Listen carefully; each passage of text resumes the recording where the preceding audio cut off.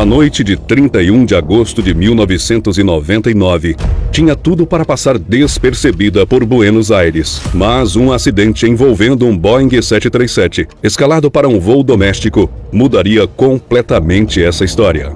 No vídeo de hoje, você vai conhecer em detalhes o que aconteceu com o voo LAPA 3142, que deixou 65 mortos em um dos acidentes mais graves da história da aviação argentina.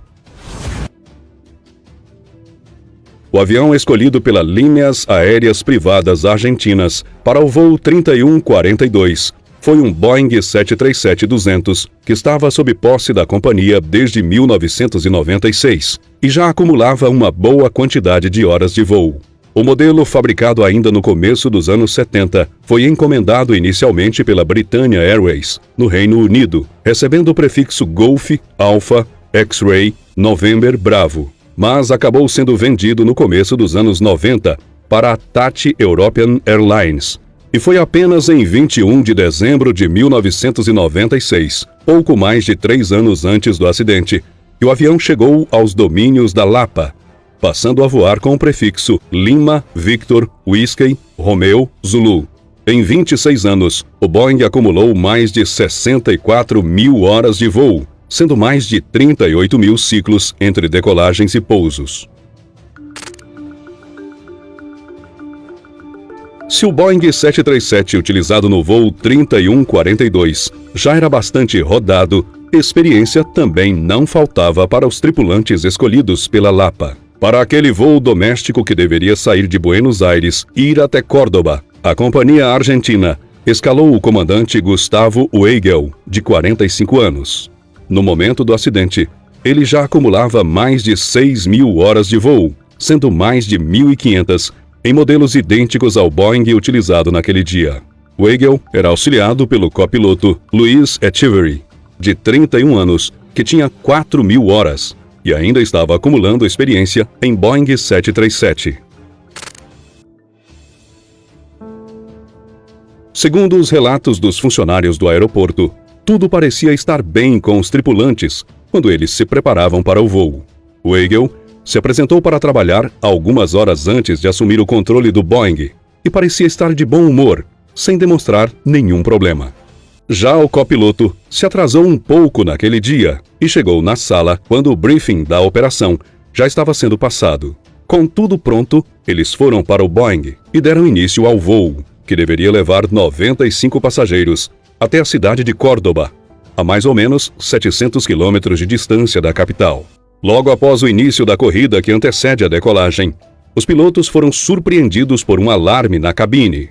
Os avisos demonstravam que a aeronave não havia sido devidamente configurada para a manobra de decolagem, mas, por algum motivo, a tripulação ignorou os sinais visuais e sonoros do painel.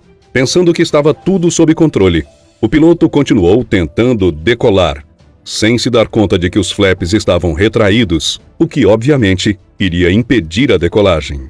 Ganhando cada vez mais velocidade, mas sem as condições necessárias para levantar voo, a aeronave acabou passando dos limites da pista, quebrando a cerca ao redor do aeroporto e invadindo a área urbana. O piloto ainda tentou evitar a tragédia, reduzindo os manetes e tentando aplicar reverso aos motores, mas não conseguiu impedir que o 737 passasse por uma estrada movimentada, atingindo um veículo que passava por ali no momento e se chocando contra as máquinas que estavam sendo utilizadas em uma obra. Devido aos impactos, houve o vazamento de uma quantidade significativa de combustível, o que contribuiu para que um incêndio se formasse no local. No início das chamas, o acidente já havia causado uma morte, a do motorista do veículo atingido na estrada. Porém, vários passageiros ainda estavam vivos e lutavam para sobreviver. O cenário era terrível, mas conforme foi relatado mais tarde, 2 comissárias de bordo fizeram todo o possível para ajudar, inclusive tentando controlar as chamas com um extintor. Infelizmente, a missão era quase impossível. Muitos passageiros que conseguiram sobreviver ao impacto do acidente acabaram perdendo suas vidas alguns minutos depois, por conta das queimaduras, da inalação de fumaça e dos politraumatismos causados pela força do acidente. No total, 65 pessoas perderam suas vidas naquela trágica noite, incluindo 2 indivíduos que não tinham relação nenhuma com o voo. Os 37 sobreviventes saíram do local da tragédia com graves ferimentos e precisaram ser encaminhados às pressas para o hospital mais próximo. Os trabalhos investigativos instaurados logo após o acidente levaram meses para ficar prontos e revelaram detalhes importantes sobre o que aconteceu naquela noite. De acordo com o relatório, o áudio da caixa preta mostra que houve falta de disciplina e excesso de assuntos totalmente alheios às operações na cabine. Nos áudios, é possível ouvir os 2 tripulantes conversando sobre assuntos pessoais, problemas familiares e até mesmo falta de dinheiro. Tudo isso enquanto ignoravam os sinais de alerta e deixavam de perceber que os flaps não haviam sido acionados. O relatório não isentou a empresa de culpa. Afinal de contas, a companhia deveria fornecer acompanhamento psicológico adequado para perceber qualquer tipo de problema pessoal que pudesse afetar os voos. Mas, legalmente falando, a companhia não arcou com nenhuma responsabilidade penal, já que a culpa caiu totalmente sobre os pilotos, que perderam a vida no acidente e não puderam se defender. Durante o curso das investigações, surgiu também a informação de que os 2 pilotos apresentavam falhas repetidas nos simuladores, indicando alguns padrões de erro. Mesmo assim, os responsáveis da Junta de Investigações de Acidentes de Aviação Civil na Argentina disseram que os 2 tripulantes atingiram os requisitos necessários. O problema é que, como ficou comprovado mais tarde, o piloto Gustavo Weigel estava com sua licença de voo vencida e não poderia de forma alguma ter comandado aquele voo.